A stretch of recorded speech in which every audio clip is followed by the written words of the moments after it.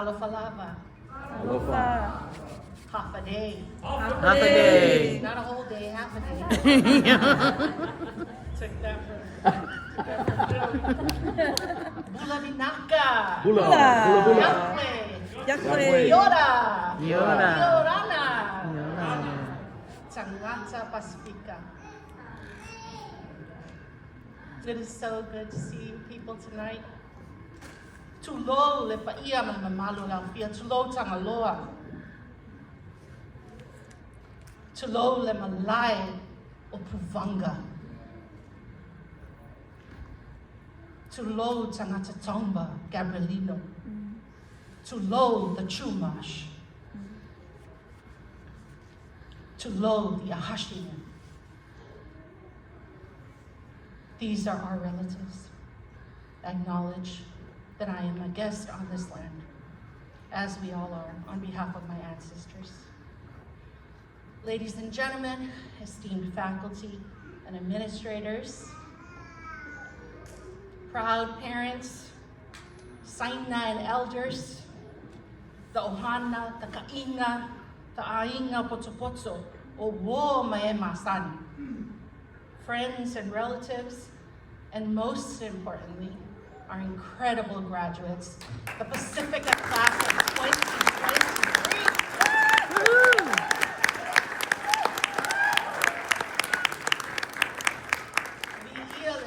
Thank you, Creator. Thank you, ancestors. Thank you, Brother Art. I want to thank PIA, the Pacific Islanders Association, at Cal State Long Beach, your advisor, Art Medina, who stopped being my mentee many decades ago, and your Vice President, Nico Reyes, for inviting me and for their grace and kindness in creating space for me to be here today. I'm humbled and grateful for this acknowledgement, Art, on the 32nd year that you're celebrating our graduates. 32 years, y'all. Woo!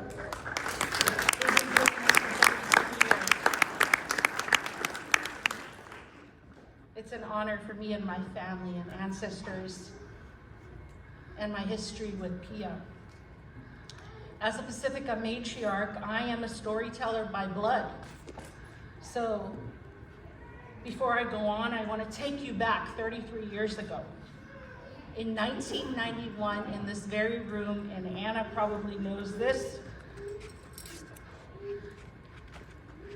4 Pacifica women, Atelaite Pale, Jan Wamani, Salamasina Fanua, and myself.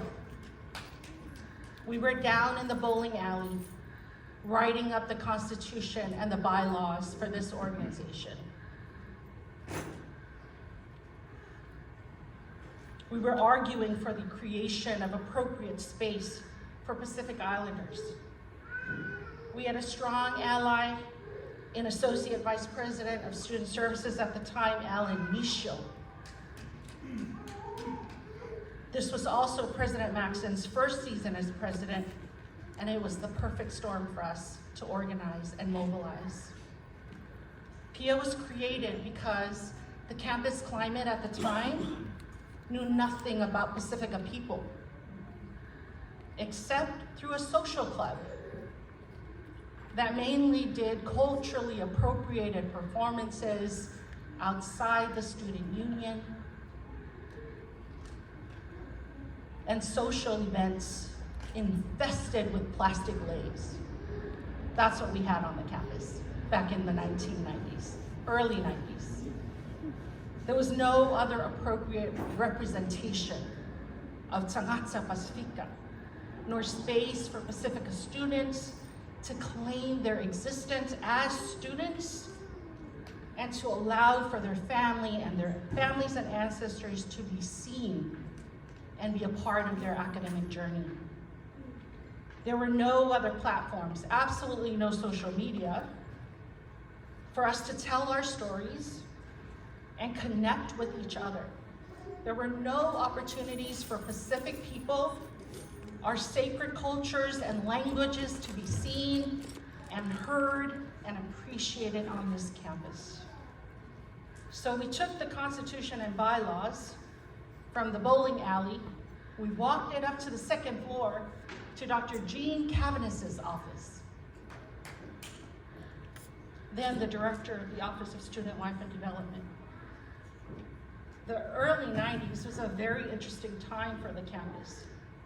We had Dr. Maulana Karenga. Anyone familiar with Dr. Karenga? No. Or it's probably the only one in our administrative table. So Dr. Karenga and Dr. Aman Ra, they were at the forefront of Black consciousness and the awakening of agency and self-determination. Kujichakulia in Swahili is what Dr. Karenga would call. It was an important time for Black students reclaiming their Black power. Dr. Karenga is the founder of the Pan-African, African-American celebration called Kwanzaa. He was the creator, and he was a professor on this campus, and we took every class that we could think of that Dr. Karenga offered. He was the center of community, identity, and responsibility and consciousness at the time. The Black Student Union at that time was a political powerhouse with hundreds of members. Maybe not hundreds, but at least it appeared as if they had hundreds. And we wanted to be just like the Black Student Union, hanging out in front of the psych building and just having lots of fun, right? We wanted to be in the same league as the BSU. So our application, we proudly put our name, remember, Black power, Black consciousness. We also wanted to give a nod to the Polynesian Panthers in Aotearoa at the time. So we took our application after a couple of 99-cent Big Macs. Joey, you know what I'm talking about. And we walked it up to Dr. Cavanis, and we decided to name our student club, in all our self-glorified brilliance, the Polynesian Posse. Of course, when our application reached Dr. Cavanis, and she called us in, she smiled very graciously. Everybody remembers Dr. Cavanis. Very gracious and kind, and she said, "Hell to the no." I'm sure in other more professional language, but that's what I heard. So we licked our wounds and took our application home to our families. And many of them suggested that we take it down a notch and create space for everyone, not just for woke radicals, what they call fiopoko in the Samoan language, in other words, smartasses, but a space that centers the entire community and is inclusive in its purpose. And when I say community, I'm not just talking the campus community, the Pacific community. So the lesson here is sometimes our first shot at things won't be spot on. It takes time, allyship, and professional advice, honest collaboration, humility, and sense from those with experience and know-how to meet us halfway in our passion and beliefs in order to accomplish goals. So graduates, you know this because this is your lived experience to obtain the degrees that you're holding today. Had we not gone to our families, we wouldn't have gotten the free advice and centuries of wisdom that they hold to resubmit our application for the Pacific Islanders Association. Not PISA, Pacific Islanders Student Association. PIA, Pacific Islander Association. Yes. I think we're one of the rare university organizations with an inclusive community. The organization was designed for students primarily, for families, The campus infrastructure, which includes faculty, staff, administrators, that infrastructure of support was crucial for us back in the 90s. And I see that it still is today, so I'm very happy to see that. On our very first Pacific Islander graduation celebration, we sent a letter to the late Congressman of American Samoa, LiHang. And we didn't think he was gonna respond, but he responded right away. And he showed up on our first graduation, and that was our BSU moment. That was when we reclaimed our power. When Congressman Mabanga showed up, everyone else showed up because the congressman was on campus for these 4 students that were just hanging out. So, Dr. Maxson at the time also initiated what was called a Blue Ribbon Task Force. And I urged the university to consider reviving that. That Blue Ribbon Task Force was to examine the low retention rate of Pacific Islander students who did make it to the university. It's not easy coming here. And when you're here, you can be lost in this massive system. So that Blue Ribbon Task Force primary responsibility was retention, and then it shifted to recruitment. That's where art came in. Recruitment and outreach of Pacific Islander students all across the region and across the state.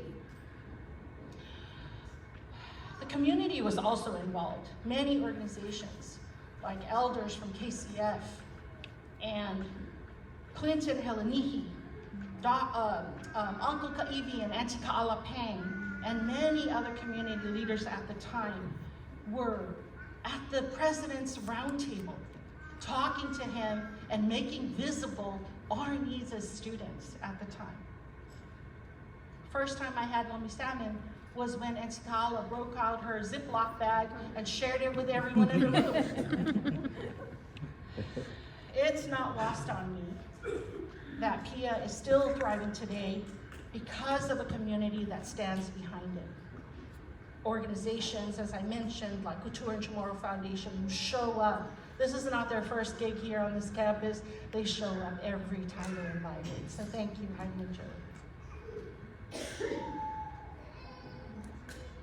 And newer organizations, like Project Respect. Esther Malipola, the executive director, is here.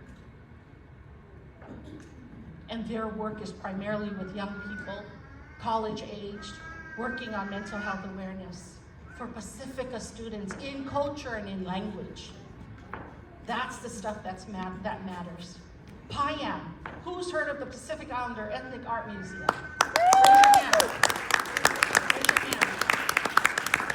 Higher, let me see you.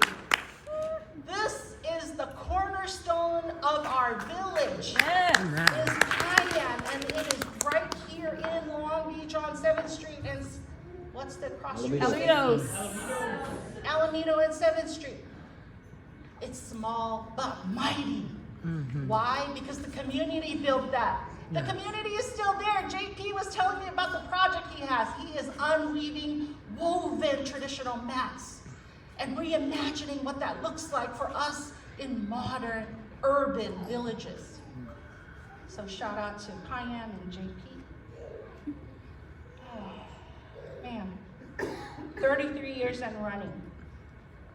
PIA, and anchored by this guy right here. He comes up here and makes jokes, but he is the reason why PIA is still around. Solid. We owe him a solid. Woo! I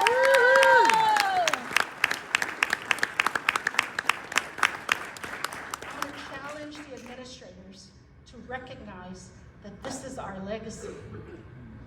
He needs to be retained too. If art's gone, who's gonna hold on to PIA? We have Anna, who's been a strong ally for PIA, but art is the foundation.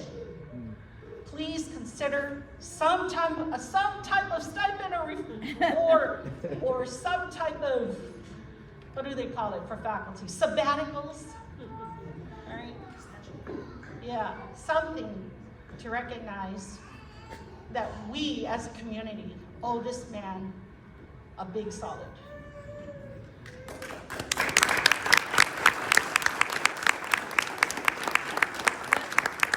Allow me to shift back to the ancestors. Our ancestors speak to us through our parents and our elders, and they speak to us in so many other ways. In our Pacifica culture, in Oceania, we embrace and celebrate those moments when we commune with our ancestors in our sleep, and they help us solve problems in our dreams. Or when that light bulb comes on about the symbols that you keep seeing around you, right? Those symbols, when they're illuminated, that's the ancestors speaking to you. Trust. Tap into that. Tap into your nga'au, your gut, and trust it because you already know the way. You know that you come from the greatest navigators and celestial star readers since time immemorial. You were made in power. You come with power. No one empowers Pacific people because we are power.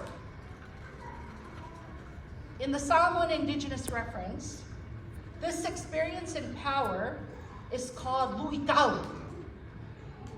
The theory of knowledge and epistemology of luitau and other indigenous references are still being grappled by scholars. The literal translations of lui means to challenge. And as a standalone, the word tau means to fight, go to war, or you're in a battle. So the literal translation of the word luitau means challenging a fight or war. That explains the thinking behind the Polynesian posse naming. Now we all know that it's very difficult to translate Pacifica languages, Pacifica words, because we don't roll with just one or two words. Look, Art couldn't even pronounce my name. I mean, our names are like not even sentences, they're paragraphs. And why? Because we are an oral culture. And that's how we pass things down, through intentional and often ceremonial naming conventions and origin stories. So we don't do very well in literal translations. We tell stories to build context and integrate our history and lift up names of important people that have come before us. We owe it to them and our ancestors. Just as I have told you this long-winded story about the origins of Pia, it was really to cue up luitau through the experience on this campus. Rather than translating our languages, we interpret their meanings. And sometimes our critics have accused us of elaborate and elongated embellishing of our stories. We don't care, we still tell our stories. We tell them because they're ours to tell.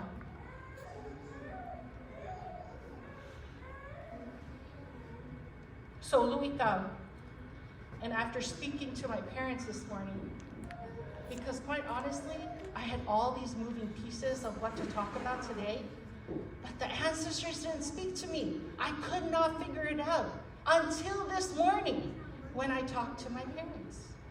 And I was talking about Sister Lean's book launch last night. Ugly Silhouette is out. Author Charlene Silhouette Mulipula is here with us today. I was at her book signing last night. The most amazing community event. Everyone showed up for her. So much love for her. Congratulations, Lynn.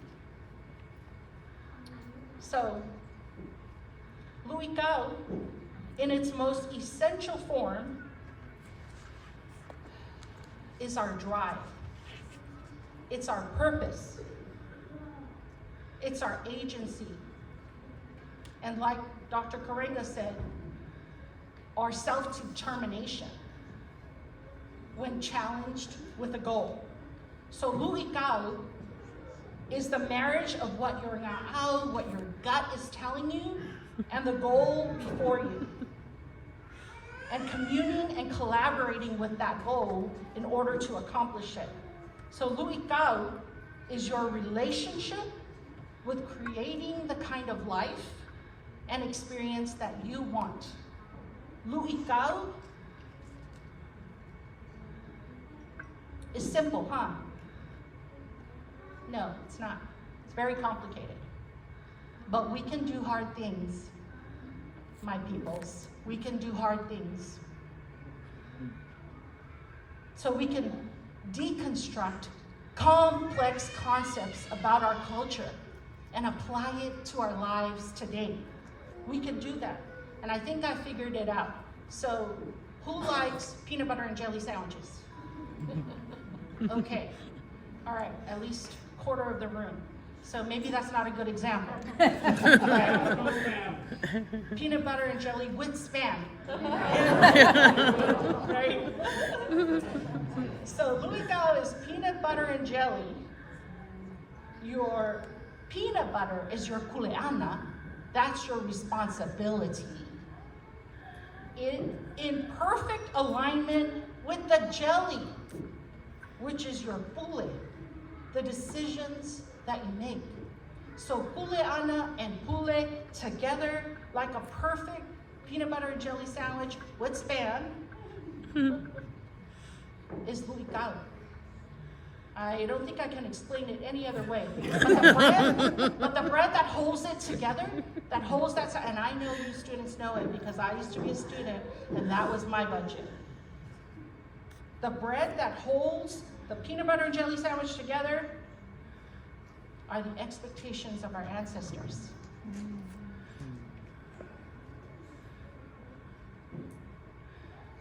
So that's your kule'au, your peanut butter and jelly sandwich.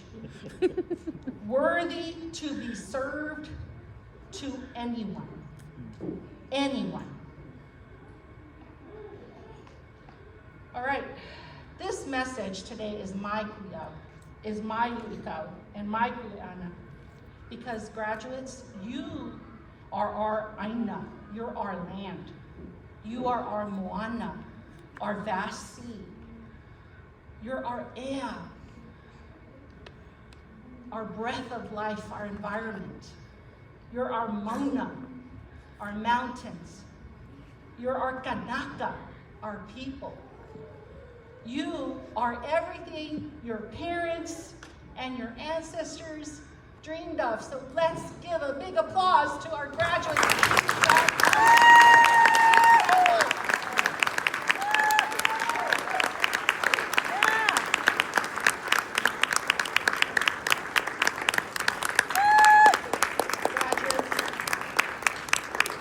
You are more than enough.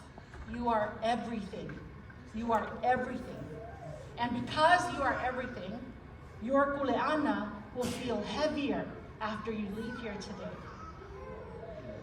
It's not just the leis on your shoulders. The reason why it's heavy and the reason why we stack it up to the ceiling is because we want to remind you about who you are carrying with that degree.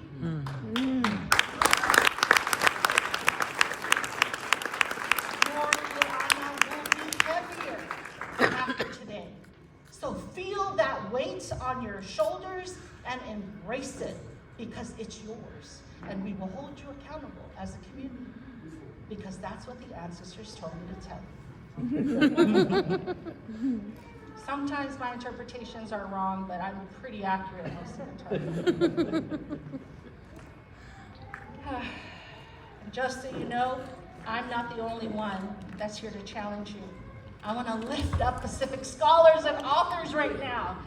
Oh, I was waiting to do this part of the speech. All the educators and leaders who came before us and whose wisdom has inspired all of us. Epeli Halofa, a visionary Tongan writer, famously said, "We are the sea. We are the ocean.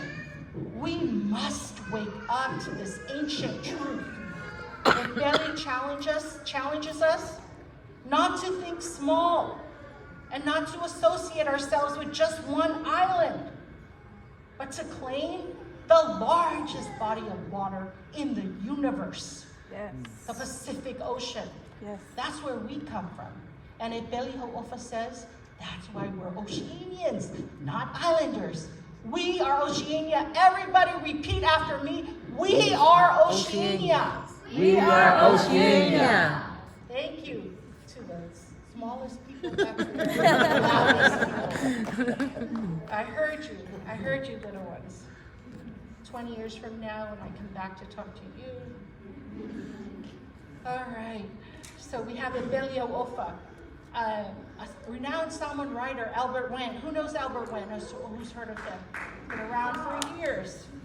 Albert Wen once wrote, "I must always remember that as a Pacific Islander, I carry the past, the present, and the future inside of me." He understood Luika, and he wrote about Luika in other English words. These words encapsulate the essence of our connection to our history, our ancestors through their struggles and their triumphs. They kept their lu'ikau front and center and have paved the way for us to stand here, for you to stand here today, celebrating your graduation. Their stories, their sacrifices, and their resilience are woven in our nga'au, in our gut, like the laufala that JP is weaving, in our fine mats and baskets. Oh, and the laufala that's outside. A family prepared that sign for the Pacific Islanders Association. Amazing, beautiful, beautiful laufala. If you haven't seen the intricacies of that sign, stop outside and take a picture because that is history in the making. I think that's the first time I've seen a laufala prepared that way. So big ups to Pia for preparing that beautiful sign for all of us. So, yeah, Robert Wen, beautiful man. I grew up with his niece, Ronnie Wen, who's also an author. It's these stories that have to be told and retold by us, about us, for us, and everyone knows nothing about us without us, right? Nothing about us without us. So, lastly, the last Pacific scholar and author that I want to lift up is my first cousin, Sia Tomatai Figel, and she said, "Our stories are our swords and our shields, our prayers and our philosophies." That means we carry these stories that are powerful prediction models of how people of the Moana respond and react to things that happen to the people. If you haven't heard of SoCal Pickard and their response during the COVID-19 pandemic, look them up, PacificIslanderHealth.org. That was a collaboration of multi-sector Pacific Islander organizations that came forward, including leadership from Heidi herself, sitting right here as one of the main founders of SoCal Pickard. Moving strong, flowing through COVID, creating all of the messages that were in culture and in language and applied to all of our elders at the time. The protection of elders for us during the pandemic was paramount. And that's why many of our elders have survived today. So SoCal Pickard.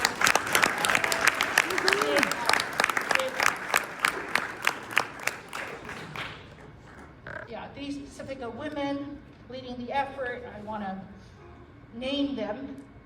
My friend Heidi Charkulaf-Kingham, who also is a PIA member. Rita Scanlon, Alisi Tulua, Audrey Alo, and the late Kewan Young. Thank you, ancestors, for these women. If you want to know what lu'ikau looks like, talk to Heidi. Look up Southern California Pacific Islander COVID-19 response team, who are now called community response team as they shift with the times.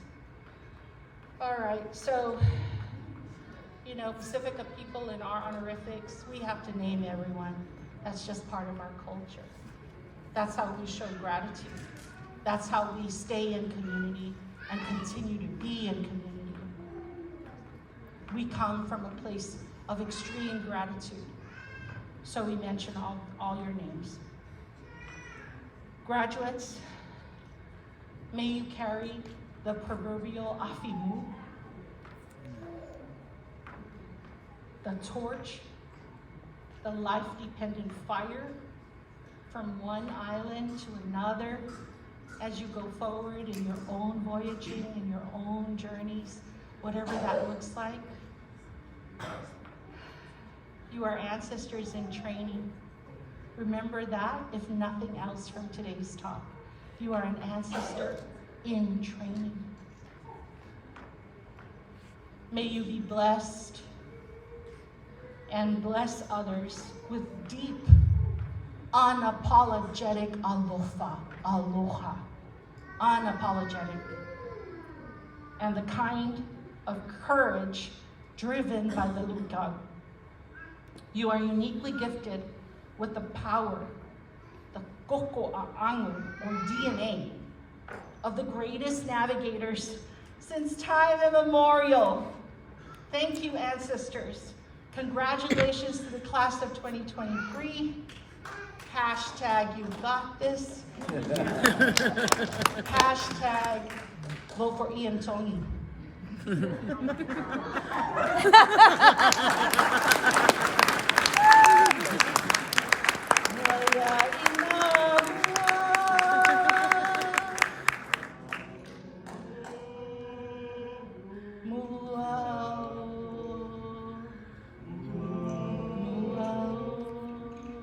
I close you with that ancient chant and blessing. Soifua ma'emanuia.